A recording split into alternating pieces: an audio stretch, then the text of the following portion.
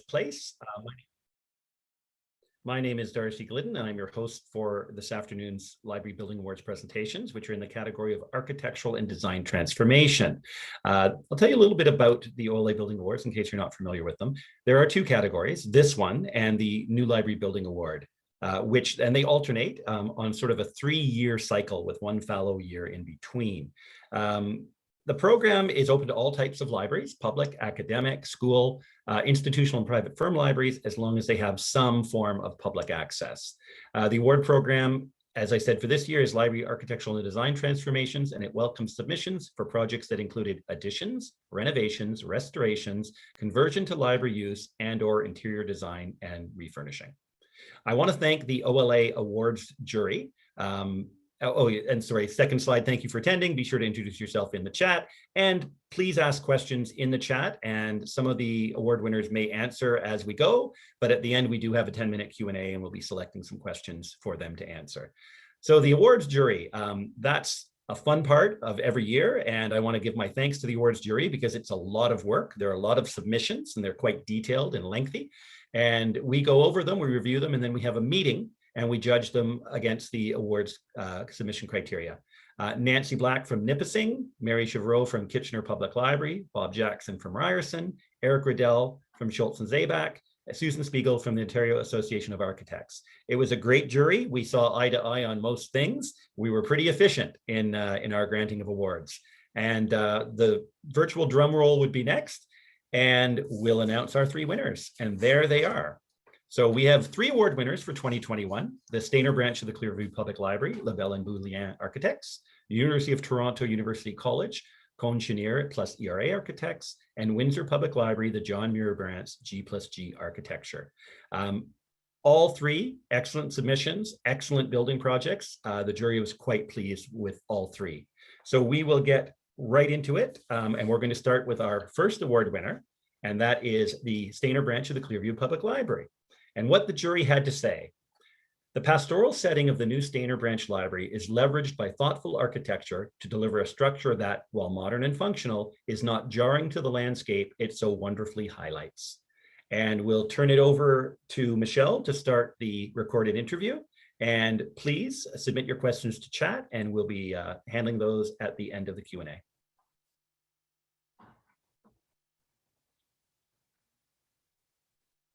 Good afternoon, everyone. We're here with the award winners from the Clearview Public Library, Jennifer LaChapelle, the CEO of Clearview, and Luc Boulien of Lebel and Boulien. And this is one of our award-winning projects under the renovation and refurbishment category this year, which is the 2021 theme. So we have a series of 3 questions we will ask Luc and Jennifer.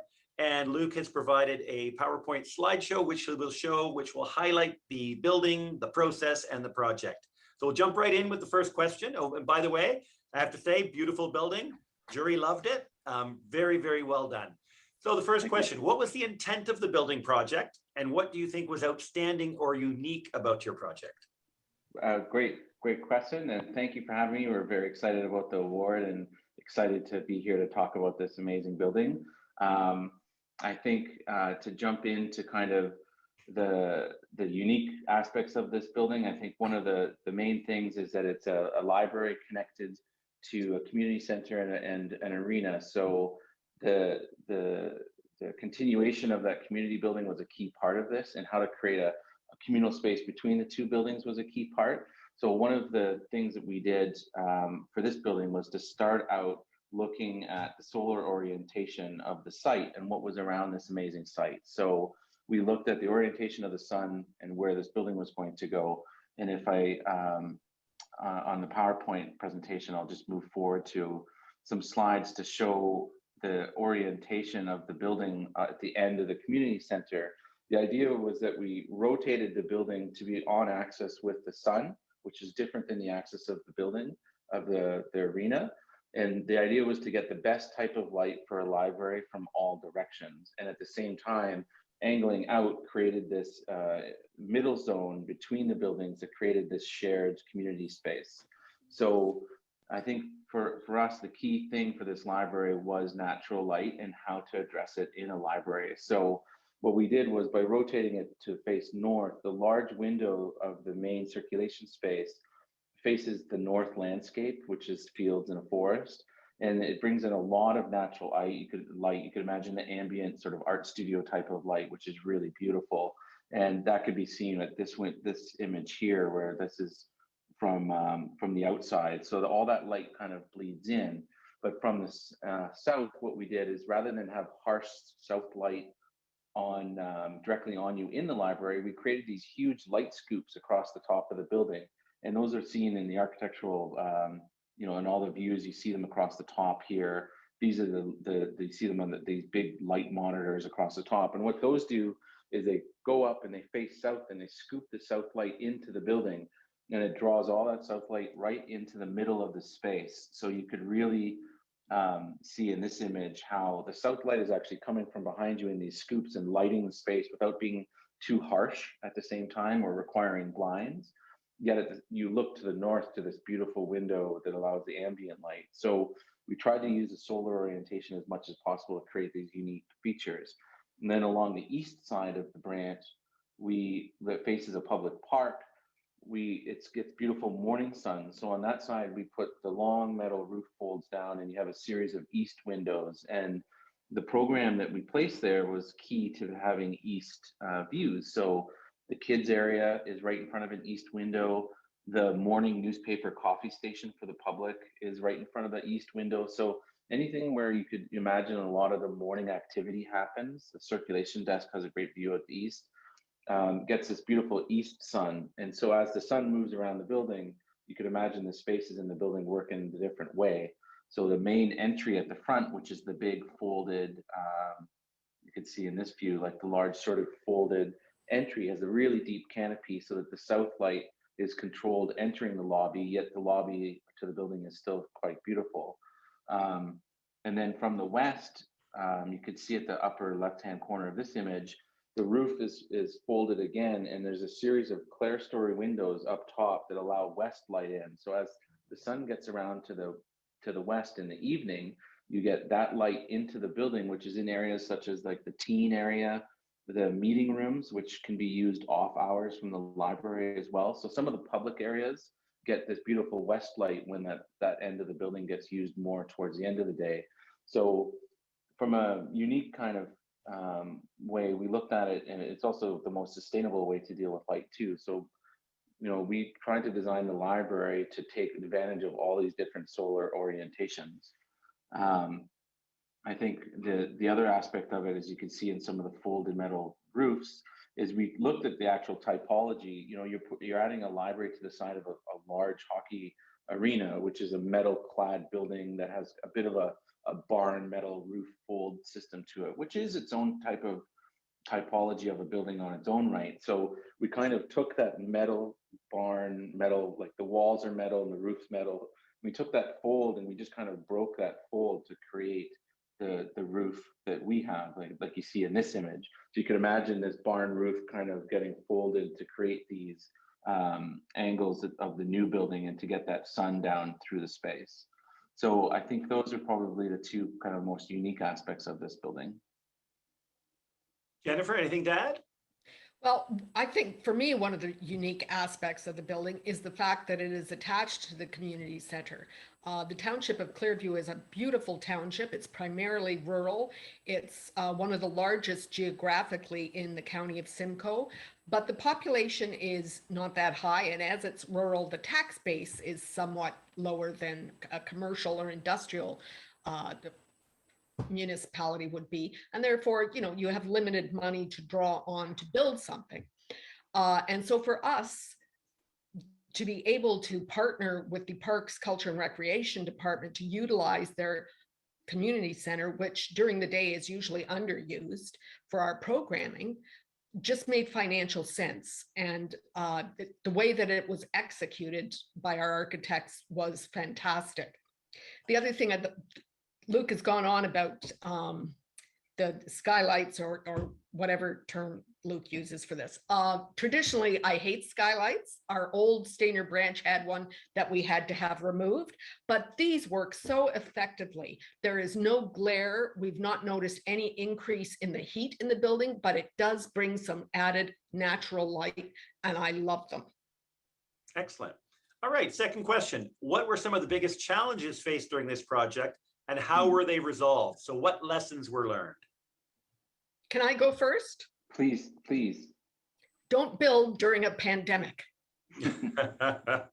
I think it screwed everything up at no one's fault whatsoever. It just, we had to close. Even the staff had to get out of the building for a prolonged period of time. And the whole site shut down for a bit.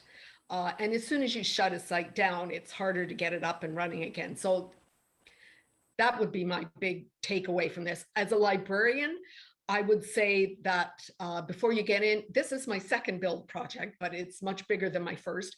You really probably need to talk to your engineers more, because HVAC and the alarm system were really complex, and we're still learning how to use them effectively. And I think maybe if I had concentrated more on that than simply how the library as a library would function. So it's not just, how to make the library function as a public space, but also how to build one. And obviously I need to educate myself more in that regard.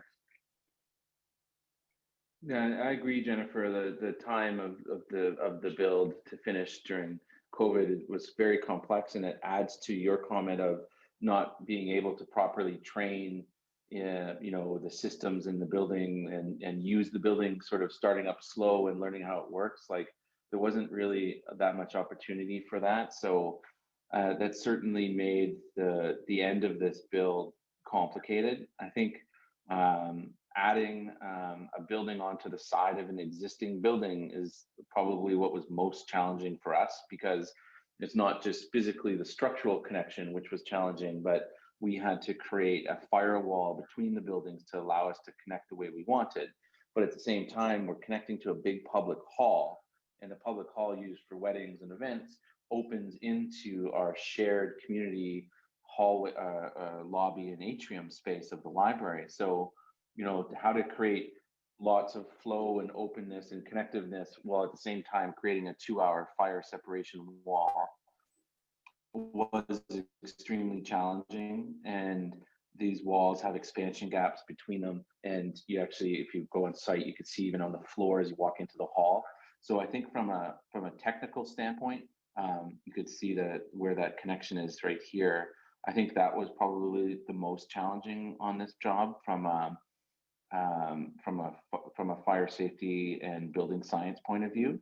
Other than that, I think choosing, working with the library was really great. And I think one of the challenges of all the libraries we design now is how much libraries change and how much the needs of the users change and how much technology is in a library now, and the knowledge that technology changes in a year from now. So you have to allow for that flexibility and allow for your, to think ahead that in a year from now, Jennifer is not going to say, oh, we're so stuck with this. They could actually adapt and change and move the furniture, move some of the shelving, add some seating, because we've built in that ability within the data and power in the floor and the data up in the ceiling. So it's an open, if I move to one of the interior views, it's a very organized and open interior ceiling, and it has a lot of acoustic elements to it. But you could see the acoustic panels coming down, but by being open like this, we've run all the data and all the different Wi-Fi systems and everything are in the open area. So there are a lot of those items are really easy to change for flexibility. And I think building in flexibility is always a challenge on these projects, but we try to address that knowing that stuff will change. So we've tried to adjust that in the design of this. Okay. And I think you've covered the first part of the last question. What would be your advice for a library taking on a similar project? So I'll ask the second part. What has been the reaction of your community to this project? The reaction has primarily been positive. And the reason I'm not saying incredibly positive is because we haven't been able to let them in for very long. We've had periods where we couldn't have people in, and we're about to open on July 7th. and I expect more people to come in. But even when we were open, we had capacity limits and people were nervous about coming into public spaces. So we haven't done our grand opening, which will be fantastic when we get around to scheduling it. But that's been the main reason that I'm not jumping up and down. It will happen. I will jump up and down. It's fantastic. And we have anyone who's come in and looked at it has been very positive in their response. And we've had people actually standing and staring into the windows before we open back to the public. Yeah, I wouldn't be surprised at that. It's such a beautiful pastoral setting, and the use of glass is amazing. It really is for a small build. It's quite an outstanding project, and it's different than things we've seen in the past, which I really like. Well, you know, our community is growing very rapidly. We're right on the border of Wasaga Beach and Collingwood. And so there's lots of development happening and people are coming, you know, in the olden times, like when I was young, people in communities such as Creemore and Stayner, a lot of it was retired agricultural industry, but it's not now. And we see a lot of people who are commuting to bigger centers, Collingwood, Barrie, some even into Toronto.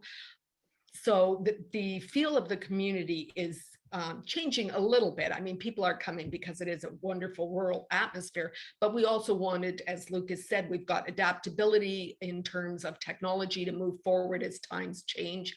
And I think that's key, that you really do need that flexibility, and it is there in this building. Excellent. Luke, any final words? Yeah, I think what we've heard from the community and from the librarians and from the builders and even photographers and even people who've come in to install AV and stuff afterwards, like what we've heard a lot is like the original, you know, when you show people renderings or a 3D model, like often the first question was like, oh, look at these angles, like why are all the angles happening? And I think the best reaction has been like when people walk into the library, they immediately get it.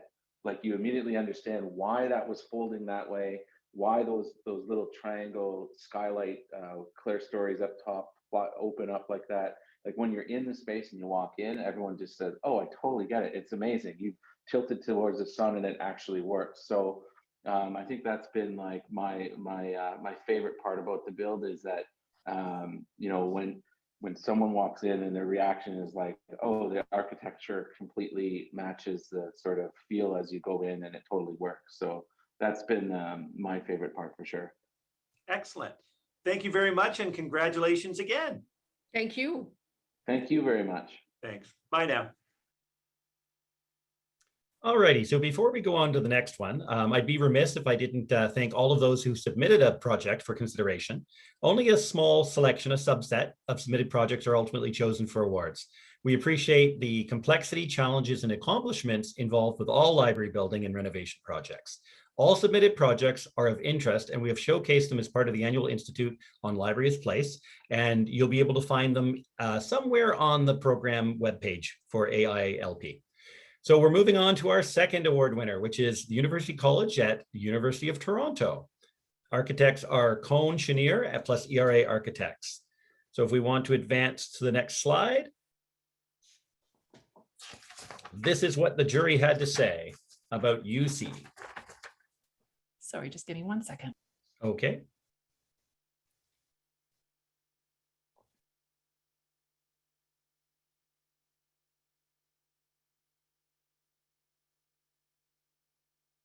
Well, why don't I read the quote? This project is a beautiful and skilled renovation of a significant heritage building. The new elements of the library are considerately designed to draw on and respect their context in the fabric of the carefully restored existing building. The modern recreation of the mezzanine provides an opportunity to create a variety of new spaces that highlight elements of the historic fabric.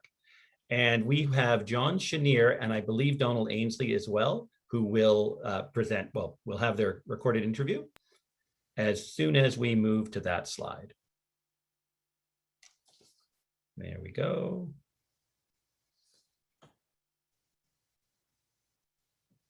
Good afternoon, everybody. I'm Darcy Glidden from the awards jury from the OLA Building Awards.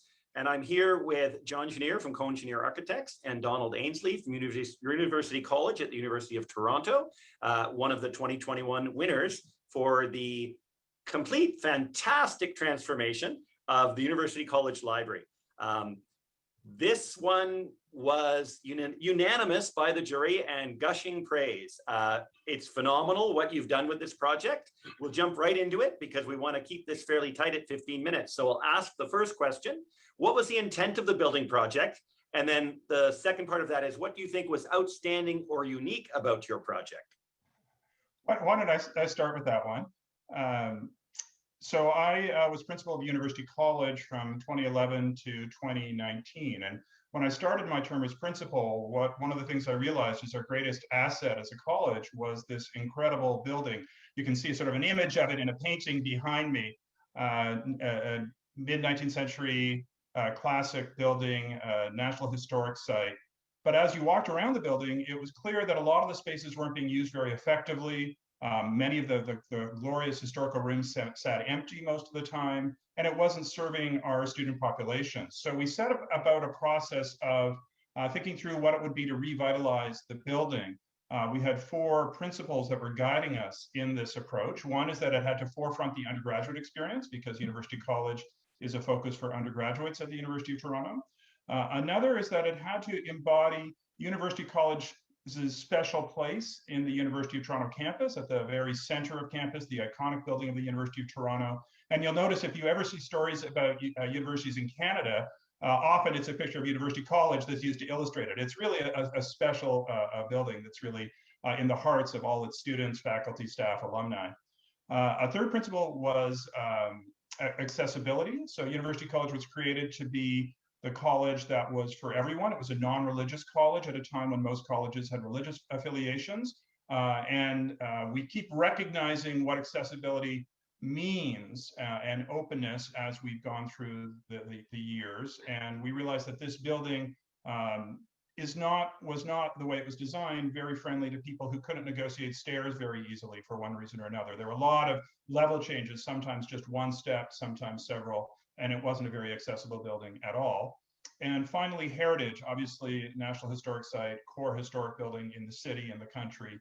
And so we really wanted to honor that heritage. Thanks a lot, Donald. And I would just acknowledge that it really was a kind of focused commitment from Donald and his team at University College, as well as I think our project manager at the end of the day, Carla for U of T, who really believed in this project and pushed it through because the challenges were many.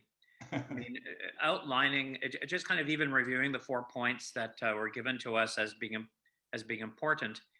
The thing about it is that they reveal a paradox right from the beginning, because on one hand, as you know, Darcy, looking at all kinds of libraries that are submitted to your program and experiencing libraries as a librarian yourself over the years, we're in an age where the library itself is undergoing a transformation, even to the point where you now have libraries that identify themselves as libraries without books. Libraries that they still have this core function to bring their constituency together in a place of kind of purposeful, let's say, study, contemplation, and experience. But the idea of the silent hierarchical library, of kind of deep book learning, of the kind of individual in hushed concentration is a kind of an idea which isn't used moving forward. The technology that's required in libraries now to make them seamless in terms of digital use, collaborative use, and accessibility, these are forefront issues. The technologies in building science to make spaces healthy and comfortable, to make them well lit, to make them flexible, to make them transformable. All of those things work when you're building from the ground up. But when you're building in a century-old building with kind of thick stone walls and thick masonry walls, no hollow spaces in them, it is really difficult to kind of retrofit these ideas to make these systems invisible. And as Donald said, accessibility was a kind of a key condition.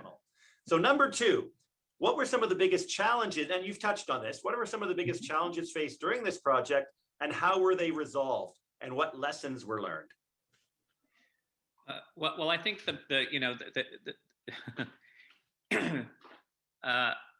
I'll just follow up with the elevator shaft as an example. I think simply addressing heritage was one of the two, I would say, biggest challenges. And I would say that, speaking of the elevator, Darcy, probably from the outset, had we simply gone in and said, you know what, we're going to put a new elevator in your building, it's going to be visible in the quad, and that's it. We would have been met with incredible amount of resistance. And I think right through the process until it started actually going up, there were people, and I'm going to say Donald wasn't one of them, but there were people who really were scared that this was going to have a negative impact on the building.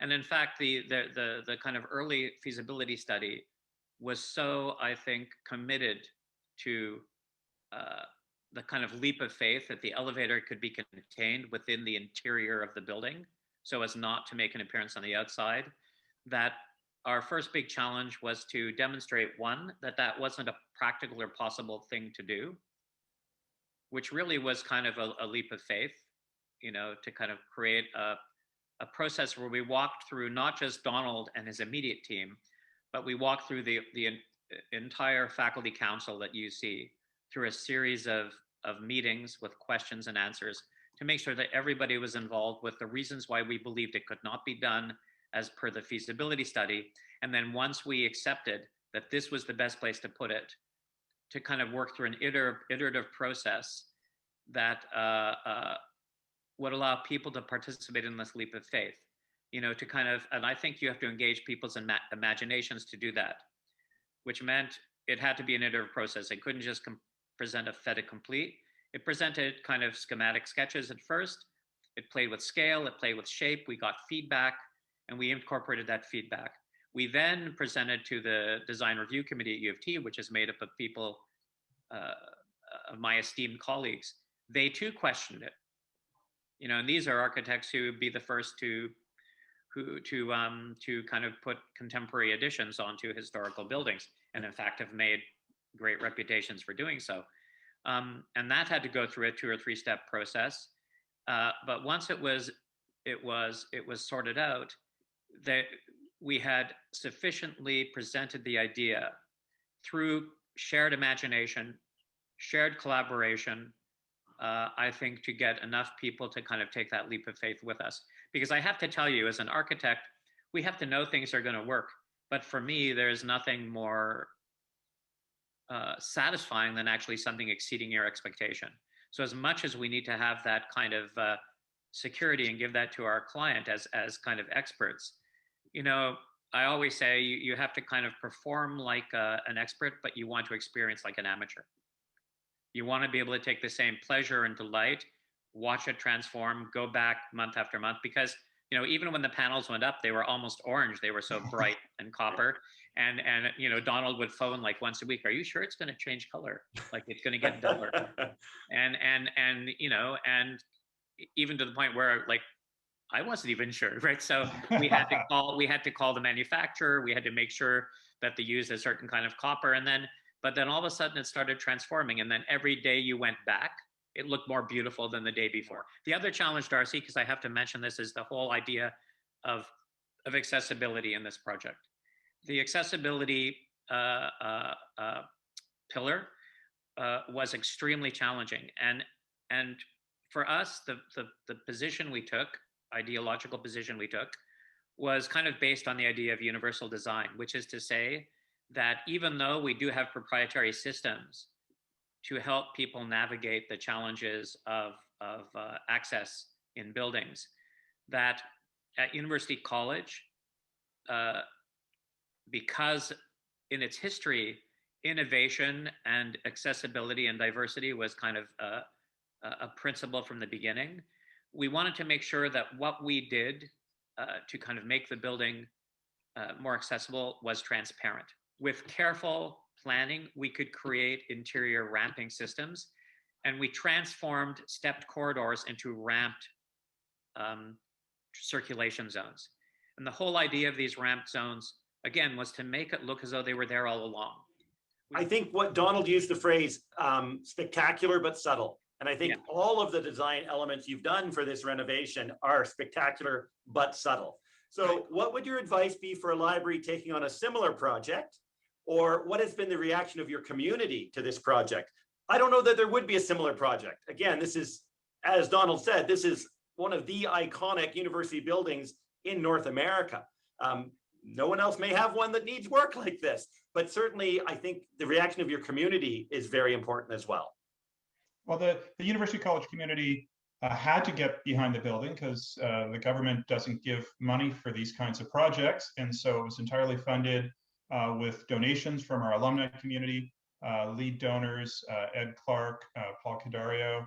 The students really got behind it, which was an important thing. So the students passed a referendum where they increased their fees to help support the student spaces that are part of this project. And then the university itself got behind it. There was some money put aside by the university to make sure this happened. So that was required to make it happen. And now that it's there, we had scheduled our grand opening for this past fall. Obviously, that didn't happen. So that it's really been a soft opening, as it were, because of the lockdowns and the pandemic. I think everyone is really looking forward to a more official opening when we can gather together again, hopefully in the fall. And the people who've seen it thus far are thrilled. The university community in particular is the ones who've seen it the most thus far. All positive raves. Everyone is so happy and excited about seeing students in the space, because I think the students are just going to love these new spaces. And John, any final words? Yeah, I would say that yes. One of the main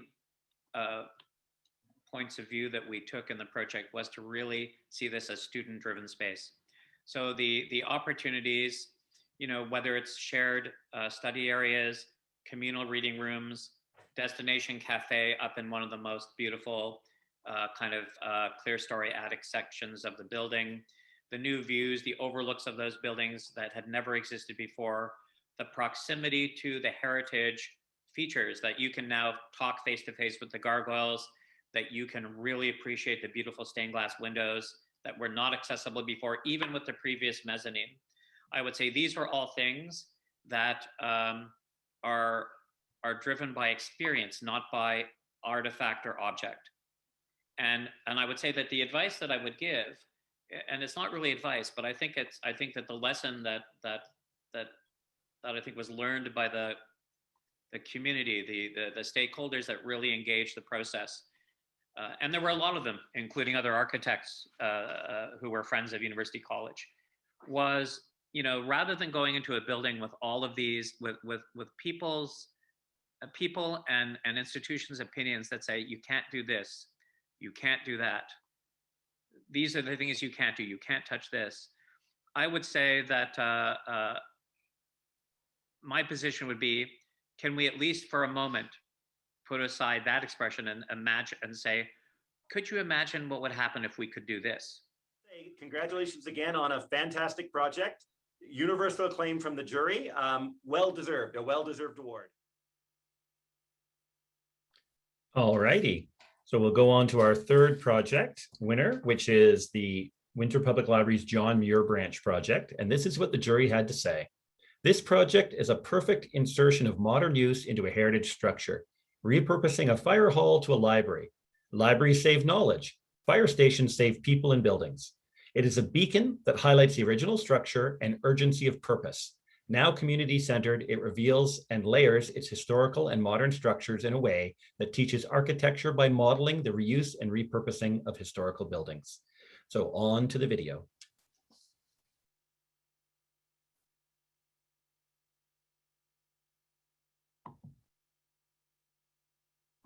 Good afternoon, everybody. We're here for the OLA Building Awards, and we have Kitty Pope from Windsor Public Library, and we have Jason Grossi from G&G Architect. And we're going to be leading them through a series of questions, and there'll be a PowerPoint as well, where Jason will go through some of the issues, challenges, and successes they've had with this project in Windsor, which is phenomenal, by the way. As a jury member, I'm going to admit that I was very taken with this project. So we'll jump right in. What was the intent of the building project? And what do you think was outstanding or unique about your project? When legislation changed in Ontario for libraries that were housed in schools, all of a sudden a library that was a schoolhouse library in Sandwich, which is one of the oldest parts of Windsor, really lost traction. And so it became very clear very quickly that we needed to come up with a new location and a new design for a library in the community. One that was a cultural hub, that was significant to the heritage nature of the community, and that really brought the community back because they had lost so many of their cultural community foundations. The other really significant thing was the actual site itself, taking something that was historic, that had a significant importance in terms of place within the community, but was abandoned, and needing to come up with a new, revival of that site to make it useful for everybody, to make it accessible to everybody, inclusive to everybody. This was a site which was there, not being used for many years, but was significant. And how do you make that something that is energized again, not just for its current situation right now, but also in the future? So what were some of the biggest challenges faced during this project, and how were they resolved? And then what were the lessons learned? The key portions of this building were the fact that we had two historic buildings on this site, and they're both from different time periods. So I'm showing here in the slide the sort of before and after of what we had to do for the existing fire hall, which was built in 1921. And you can see the current situation now that it's been adaptively reused for a library. And then a stable, which again was behind the site. This was all on the same property, in a very different state that you can see currently on the right, where it's been restored back to what its original character was. We had these two pieces on the property, and you were asking originally what the goals were. Well, the goals were to put these two things together into one new library, and a library that was vibrant, everything that a library needs to be. It needs to be inclusive, it needs to deal with change, it needs to deal with flexibility, multiple uses. That was really the goals, which brought about the major challenges. A number of challenges we experienced on this project because of the fact that it was a historic property and you have two buildings there. Probably one of the first challenges we dealt with was, how do you unify and make two buildings from different time periods, two different aesthetics in themselves, express a new library? And it's not something you can force it to happen. You have to work with those buildings, understand what their key attributes were, what their limitations are, and allow those to become opportunities. So you have to really understand these buildings. The other real challenge was the soil conditions of the building, of the site, were just terrible. I mean, the soils have no capacity to carry any load. And we had to put a new elevator in the building to make all the floors accessible. That was one significant challenge. It was a brownfield site. There was contaminated soil across the entire site. So we had those issues. And even from an access standpoint, if you look at the configuration, this is the configuration of the site as it was, not as it's been restored. There was a space between the two buildings. The stable was on this side here. The fire hall facing the street is here. It's right up against the property line. There's no place to put any new attachment other than here. And you have to do it in such a way where your new building works with these existing buildings. So it was that kind of a challenge. How do you unify the language, the architectural language of a fire hall from 1921, a stable from the turn of the 19th, maybe the middle of the 19th century, and then being honest to your time with a contemporary link that can bridge the two together. And of course, deal with the height limitations of the stable, which we weren't allowed to exceed. So you can kind of see the sort of scribble here of how to make that happen. The trick was a kind of push and pull, where we pulled the massing of the fire hall in and pulled the massing of the stable in as well. And that created almost like a painter mixing two different paints together to create an expression of a contemporary lick. Then we had height limitations. How do you deal with the stable, which is shown sketched here in the background, with this new contemporary piece? In a sense, we kind of extruded the forms of the stable in a very polygonal way and created these sort of brace frames that actually carry a bridge from one side of the fire hall to the stable. We actually had people bridging through at an upper level to get from one time period to another. So it's about developing an architectural language which isn't something forced, but comes from the buildings itself. And then the other big challenge was, how does this fit within the community? How does this fit within the town of Sandwich? This is done first. I always believe every project, design project, is an urban planning project. You always start from urban planning and work your way in. This is the town of Sandwich, and the yellow buildings are actually buildings that we've worked on here and restored, starting with the post office that's right at the corner, a new brewery, which really helped bring things and development within Sandwich. We're currently working on the restoration of Mackenzie Hall, which is an 1855 building built by our second prime minister. And this is the Sandwich Library here, the John Muir branch. And how do we connect these from a pedestrian standpoint, from an urban contextual standpoint? This green spine you see here is probably years into the future, but we're thinking of it from a master planning standpoint. How can it connect Mackenzie Hall, the old jail? How does it relate to the street? I mean, this is really an important aspect of when you start from the design, you have to start way outside and work your way in, and then from the same thing from the inside and work out. One of the unique challenges that we have here in Windsor is the fact that we don't have any local heritage trades. And so instead of making that a limitation, we looked at this from the opposite and said, is this an opportunity for us to teach heritage trades here and give young people an opportunity to learn these trades? There wasn't a single window contractor anywhere that could rebuild those historic windows. I ended up working with another architect, and we had students from the college learn how to build windows in the historic way, learning about masonry techniques and how to restore these. The fire hall, we had young trades learning how to do those skills, the heritage restoration skills. So everything that we looked at from a challenge, we said, how can we turn this into something? How can we flip it on its head and make it something that is a good story for us? Because truly, the lessons learned, there's two really up front. And the first one is that you need to have a perfect team all on board to be able to do this. And I say that quickly, but we had a mayor who is totally interested in history, had a library board who were on board from day one, totally excited about the project.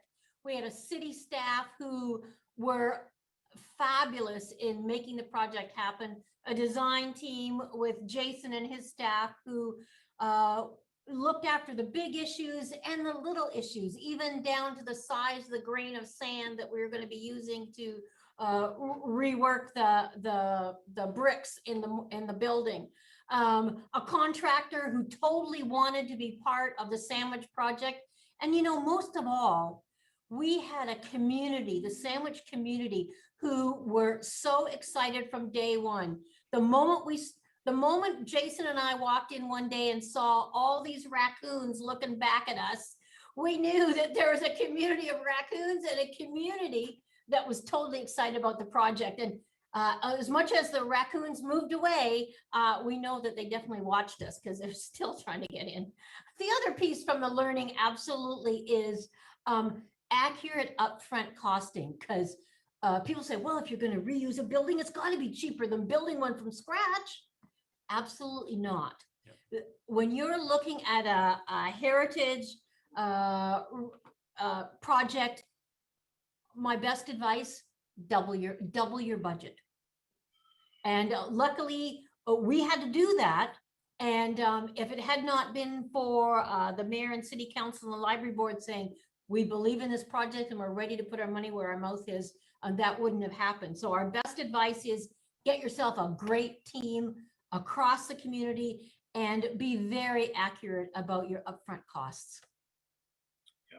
The picture that you're seeing here is a crazy idea that Kitty came up with. She wanted a mobile circulation desk. But when we actually programmed what had to be on the circulation desk, it ended up being this long. ended up weighing over 2,000 pounds. And to integrate it into the structure of the building, you can see how it carries the same language as the new structural frames of the addition. But this can be moved easily by one person. The concept recognizing this library is only 7,400 square feet. It's tiny. Right. And so because it has great acoustics, we want to be able to move everything out so that when we had programs and events, we could maximize our space. And so the need for some kind of a portable circulation information desk became really important. And, you know, amazingly, Jason, within a couple of days, came back with the brainstorm of what about. So Yeah. again, it's that perfect team that makes it work. Well, you can see from the quotes and the crowds looking down onto the main floor, people love this space. It is a public space. We are close to the university, so we get a lot of university students. And we're on a walkway. And so if you're in that library, people walk by and they wave at the library staff. The community absolutely loves the space, whether on the right-hand side, you see there a story time, or you see a program, or one of my favorite shots on that upper left-hand side, kids walking across the bridge into the local history section. This library is always packed with people, and it will be packed again now that we're open. But I think the key here is that this building needs to work for things that we haven't thought of. And that's the biggest challenge. And from the programming stage, right at the beginning, you know, that was a big challenge and a big fear. You have these very complex sort of things that have to happen with two historic buildings. They're at different floor heights. You have to make the whole thing accessible, and you have to create space that's public and that's also contemplative, because a library needs all of that flexibility. And how do you do it with 7,500 square feet? That was the real challenge here. There isn't even 1 inch that hasn't been considered, and how it can be used in different ways. And What would your advice be for a library taking on a similar project? Well, you know, I go back to making sure you have lots of friends, because you're going to need every friend and family member to be on board with this kind of project. And then you need to be realistic about the budget. Okay. But I think I'd add a third piece, and that is you need to think long and hard about finding the perfect architectural partner. Jason and his staff had huge experience in heritage work, but they also were interested in reading and learning and public libraries, and why we really are the cornerstone of democracy and communities. Jason and his staff understood that from day one. And so finding that right architectural partner who's going to work with you over 4 years, I think is really fundamental to making sure that it's a win-win when all is said and done. Excellent. I have to say, you know, buildings are often designated. That doesn't mean they're saved. And I think what you've done is you've taken an iconic building, you've repurposed it, and you've saved it for the community. It's been there for 100 years. It's going to be there for another 100 years, at least. And again, it's a magnet, it's a cornerstone, it draws the community. Like I said, the jury, unanimity, it's a wonderful piece of work that you've accomplished, because it is challenging. You know, it's much easier to level something, take a vacant lot and build. You had the vision and the will, and the city had the will to support that, which is amazing. And that came from the very top. That was from the mayor. I mean, the mayor said outright, if we can't demonstrate how this should be done at the very top, how can we expect that from the community? Right. So really, again, that was from the top. Everybody on the team was unified in the mission. Well, I think on behalf of the Windsor Public Library Board, we would like to thank OLA and the folks who gave us this great honor. We truly are humbled, and we are encouraged that the work that we've done in the past, we will learn from and continue to build great libraries in Windsor. And if we can give example to all of Ontario, we are truly honored. Excellent. Okay, so we have about 10 minutes left. I'm noticing there really aren't any questions in the chat right now. What we thought we would do is go in order and take specific questions for each specific award winner. So if anyone has anything they want to ask Jennifer or Luke about Stainer branch of Clearview Public Library, now would be the time. And if not, we might just give them an open forum to chat for a few minutes.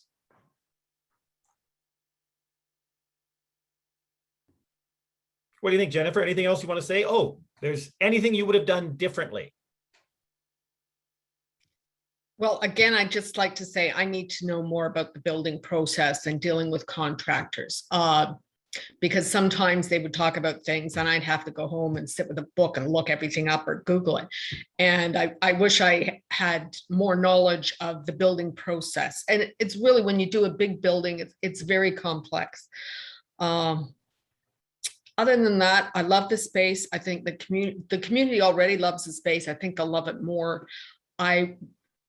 My last build project, we had control over the landscaping. In this one, we don't, because it's on Parks and Rec property. So I have control of the building, but I don't have control of that. So we've had input into the next phase, which is the landscaping design. But if you can get control on that too, because you want to be in control of how that melds with the actual building, so that the landscaping is a real extension of your inside public space. So, in my next lifetime, that's what I'll do different.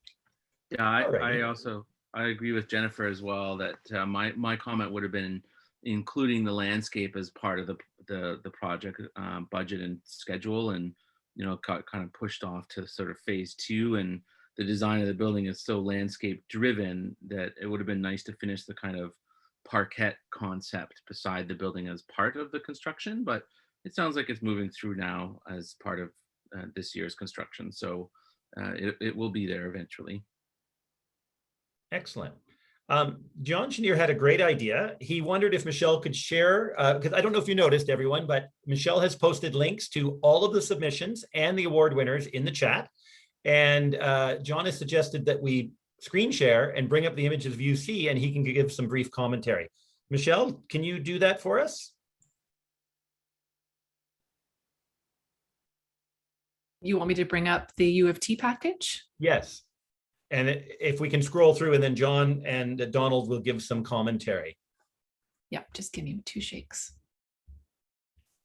Because the images are spectacular, if I say so myself. Donald, you're muted, so you'll want to unmute.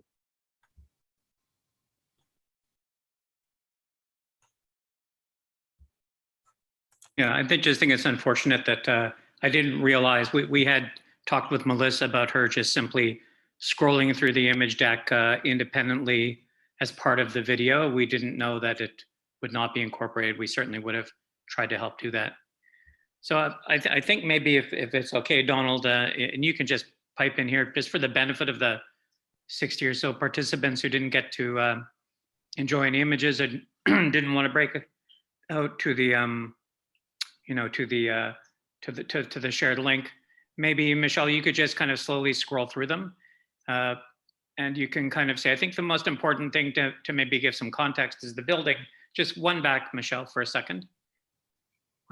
If you look at the images across the bottom, you can see that when the building was built, and Donald, of course, would have maybe you could quickly, Donald, just say to give a bit of the time frame of the kind of catastrophic fire. Yeah, so the building was built in the 1850s. So I think it opened in 1859, and there was a fire in February of 1890, and it meant that the museum of the university, which is the image on the bottom left, was destroyed, as you'll see on the next page, the library that was on the second floor on the east wing of the building and had a mezzanine. So in a way, that mezzanine was what inspired John and the University College team as we went to revitalize this space. You'll see what it was being used as before, primarily as an exam room, which meant it sat empty most of the time. Seemed a waste of such a fantastic space. And I would just quickly add that the library, putting the library back in its original position from what has become known as the Laidlaw Wing, was the cornerstone of this project to rejuvenate the historical area. So here you can kind of see the overall kind of view of the new mezzanine inserted in the space.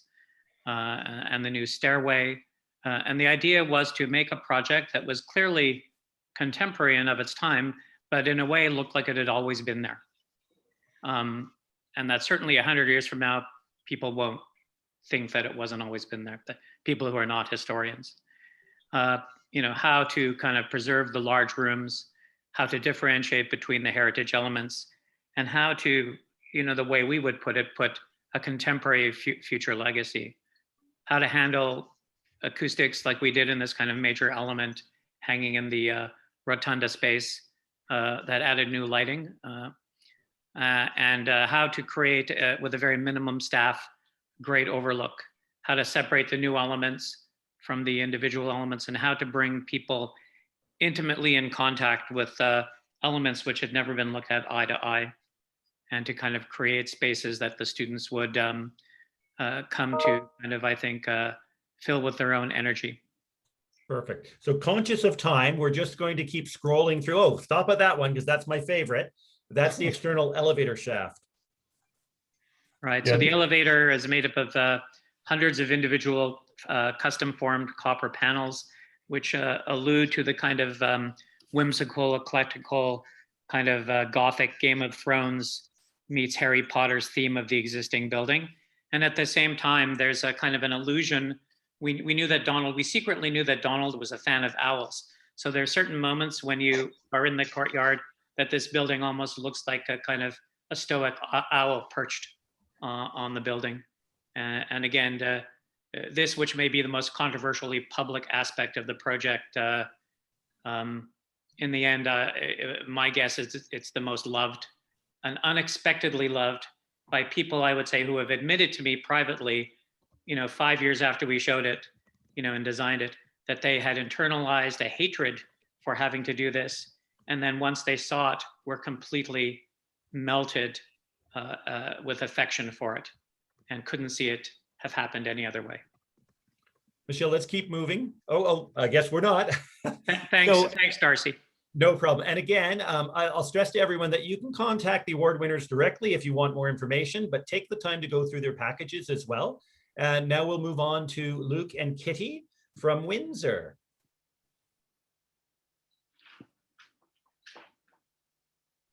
Oh, sorry, not Luke, Jason and Kitty.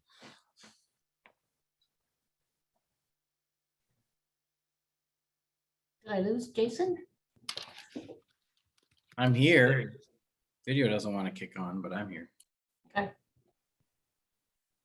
So nothing direct, Kitty. Did you want to just have some final comments? I continue to be surprised at how the space changes even after a year and a bit of being in operation. We're still finding nuances about the building and customers who are finding new ways to use the local history room, the number of people who want their pictures taken on that beautiful bridge between the two buildings. All of those kind of transformations continue to, I think, surprise me, but particularly the John Muir staff who watched the change from day one and now have grown to absolutely love the location. Excellent. Well, I think we're going to move on. I've got one final bit of administrivia here, but I want to congratulate the 3 award winners again and encourage everybody to access the links that Michelle has provided and look in depth at all of these projects because they're all inspiring. I love building projects, renovation projects, anything, because again, you get to dream. So you can see what others have done and if it affects what you want to do with your own spaces. So OLA will be posting a call for submissions under the new building category in February of 2022. So if you've completed a building project in the last 2 years, please consider a submission. And I think that's it for the day. Thank you very much, everyone. We've made it in. You're able to go on to your next session on time. Everyone have a good day. Bye now. Thanks so much, Darcy. For those of you joining the academic library session, you can find your link on the Sketch site and they will be starting in 15 minutes.